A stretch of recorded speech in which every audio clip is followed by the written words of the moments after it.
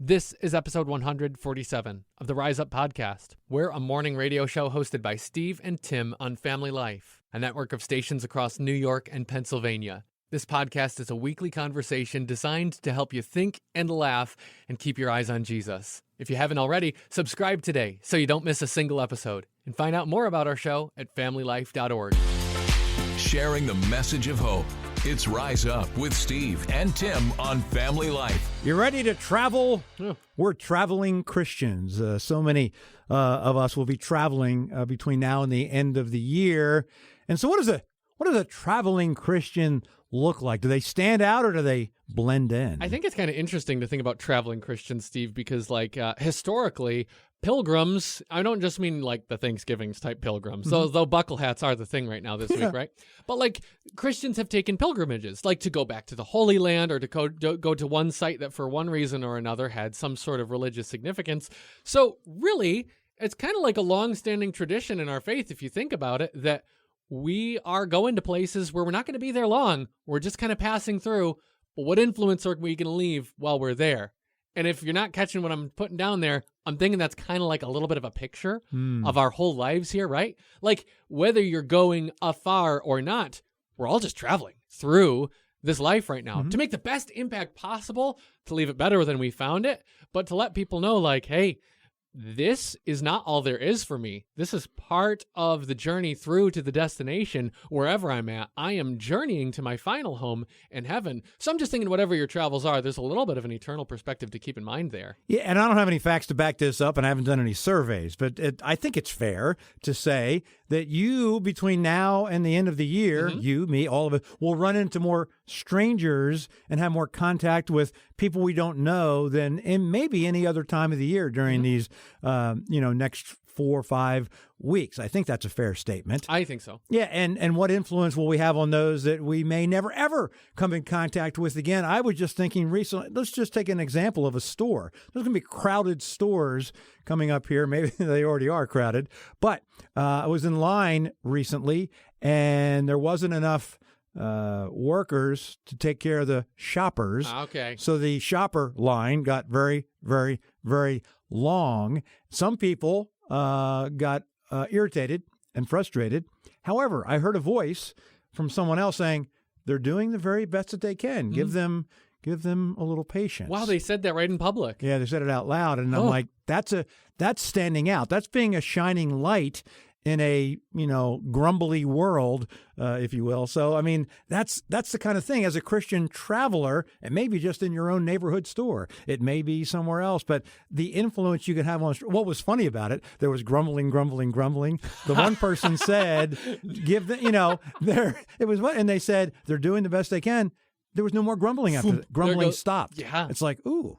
Never thought of it that way. Well, like you don't want to make anybody feel dumb or anything. That's never the goal of saying the right thing. But at the same time, it kind of makes you feel like, oh, I shouldn't have said that. And they said it in love. That's what they, I mean, you could tell when they said they're doing the best they can. It wasn't, they're doing the best they can. They said, they're doing the very, very best they can. And they said it with that Christian love. I love that. And when you call somebody out like that, I mean, right, when you do it in love, it's kind of like, okay, maybe they're grumbling. Maybe then on the inside, they're like, oh, they're right. And I wish I hadn't been, this just happened. But I also wonder this too, Steve, about the person who said that word out loud to call the others to like have the right perspective. I just wonder if they had maybe worked retail in the past themselves, or maybe their kid right now they know is doing a shift at some other store. I don't know. I just wonder about how empathy changes things. Because when you know, hey, I know what it's like to be on the other side, or hey, I love somebody who's on the other side of what you're complaining about right now, and this doesn't feel good to listen to you say this. I think about how anytime we are out, whether it's Black Friday, if anybody does that anymore, or it's travel, whatever, anytime you're out and there's somebody serving you, it's a restaurant, it's a retail store, anything, remember, I'm saying this to myself, remember that person's there because they're not with their family right now. They're doing something to serve you. And yes, they're getting a paycheck. Obviously, it's probably not charity, but they're giving of themselves to be serving to you right now. And they're a person. Like robots haven't taken over all the jobs yet, okay? They're still people. They still have a heart. So like, I love that perspective because what that person did in line there, Steve, was they just made everybody else think, how would you feel? And they didn't even have to say it that way, but it's really like, how would you feel if you were them? How would you feel if this was your loved one that everybody else was complaining about? Yeah, empathy. Man, it's got to go a long ways at the holidays, if no other time. We've really got to be thinking about it right now. And maybe you're thinking, well, I don't even get out of the house. I do all my shopping and do everything at home. Well, chances are, if you haven't done it already, in the coming days or weeks or months, you'll be on the phone with maybe a customer service person. And you're right in the confine. You haven't even left the house. How can I shine my light and I'm still in my house? Well, my guess is you may grow impatient on the phone. You can. I mean, it could be frustrated. You can. I know I have. But you can be kind. You can say the words, even if you have a disagreement, you can say those disagreements in love with a kind word, and handle that in a way. And that's right, in the comfort of your own home, being kind, because I'm sure the people on the other end haven't heard a whole lot of kind words, or my guess is they've heard a lot more nasty words than they have kind words. Have you ever prayed with somebody on the phone in a situation like that? Never have, no. I it's not like something I've done a lot, or like, I'm going to do this every time I talk to customer service. No way. But there have been a few times, maybe only once, where while I was talking with a person, I got the sense, the sense, that the other person is a believer too. Right. Sometimes, that's the thing about God's children. Sometimes you can just feel his presence in the other person, even if it's over the phone. Yeah. And there was one time I was talking with somebody, can't even remember what the issue was now, but the way she responded to difficult things, the way she shared about what was going on in her life, even though she was there to serve me, it was just like one of those senses you get from the Spirit where you're like, I'm talking with a sister in the Lord right now. She's not going to mind at all if I ask if there's anything I can pray for in her life. And sure enough, like she believed in Jesus too. And I just think like I forget that there is an opportunity when I'm on the phone. Sure, I need to respect their time and their work and what they're doing for their job right now. But I'm talking to a person. I'm talking to a soul. I'm talking to a heart who's like lived a life and had a day. And like you just said, Steve, probably a lot of the interactions they've had have not been nice ones today. Yeah, I'm still a Christian. I'm still God's child when I'm on the phone with them. So far, we've talked about meeting up with, whether it be on the phone or in person, or being in line with strangers, someone you've never met before and someone you may never meet again. And it's important to be a bright light wherever you go. We haven't talked about the people we'll come in contact with, our family. Oh, yeah. People we know very well. We need to have that same attitude with the people that we care so much about. And sometimes our frustration can grow short and the words can come flying out. And we have to remember to be that loving, bright light in our own homes as well. Yes. It's like you gather to say grace. I'm thinking about this word grace here with this, because you're going to gather and say grace around the table maybe. Right. Like, just let's keep it in mind. We've even talked about this before on the podcast recently. Grace for this season. Lord, give me grace for the strangers, for the family, because you gave grace to us. Yeah. Amen. We weren't sure how you liked your coffee, so we didn't make any. Hope that's okay.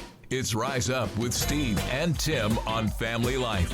Oh, Steve, I feel so loved, too, right now, because I know there are more traditional Thanksgiving foods to be thinking about right now, but I'm looking at what my wife brought back after grocery shopping the other day, okay? Okay. And I look in the fridge and I see Italian sausage, and I see ricotta cheese, and I know we've got pasta sauce in the cupboards, and I know where you're going. Trinity's planning to make me lasagna. Your favorite. My absolute favorite. Oh, my goodness. Nothing Tim loves lasagna. What says love like lasagna? I mean, it just goes deep. I'm telling you it does, Steve.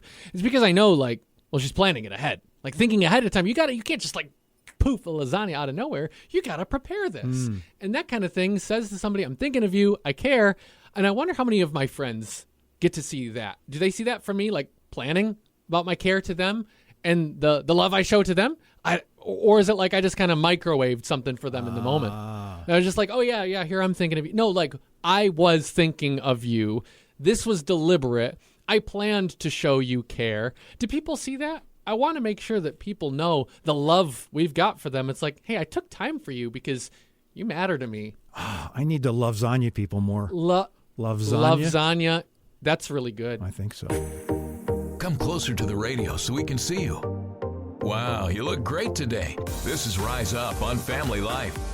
Picture this. Yourself sound asleep.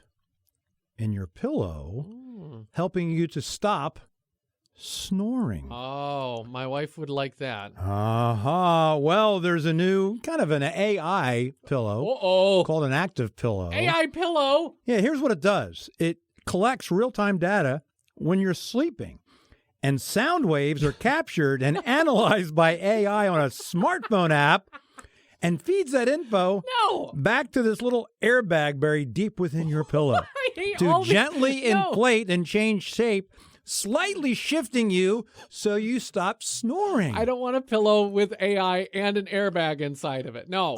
But it's so much more comforting than that sharp elbow to your side. Anyone else wish morning started just a little later? Yeah, we get that. It's Rise Up on Family Life. Steve, this year I just want it to sound like Thanksgiving. I mean, I know that the savory smells of gravy, stuffing, that's going to be there. The glow of the smiling faces, I'm going to see those, and that's maybe the most important of all. But I'm hoping to get something that I've kind of been missing the past few. It's the sound of football on Thanksgiving. Now, you know me. Whoa, I know. I don't have to. And the thing is, I don't have a clue what's going on the TV. I don't know what they're doing. I don't know what they might as well be playing cricket out on that field. But I want to hear it, right? It reminds me of the Thanksgivings past. Okay. Yeah. I mean, the clatter of the helmets on the shoulder pads or whatever they call that stuff. The droning cheer of that giant stadium crowd and the referee's whistle. The outraged relative about whatever said referee just whistled for. Is that a game of cricket going on? After the football games were over and we were flipping through the channel, Wizard of Oz was always on somewhere. Oh, wow. So that was the sound after the game. Wow. It must have been Uncle Brian never let it go there. That must be what it was for me, actually. No, he found another football game. But after, the main football game my family had watched, they were like, fine, we'll put something on for the children, And I was like, really?